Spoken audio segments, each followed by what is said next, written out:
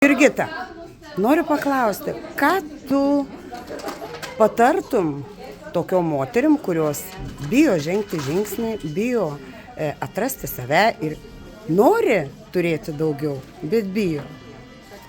Sakyčiau, sviesk savo širdį kuo toliau ir vykis ją.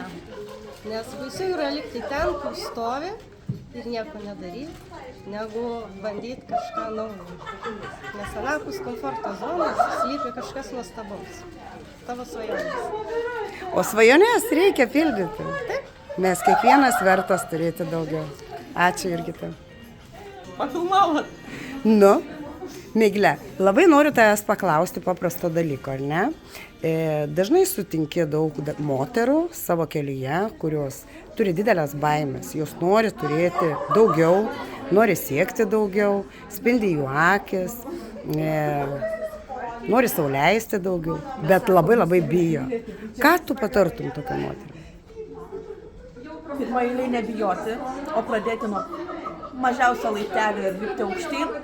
Tai einant laiku tiesiog viskas savaime pavyks ir kuo puikiausiai. Tad prisijungkit, mes padėsim, kaip tik sugebėsim jums. Prašom prisijungti. Eisim ranka į ranką. Eisim ranka į ranką ir kartu visur.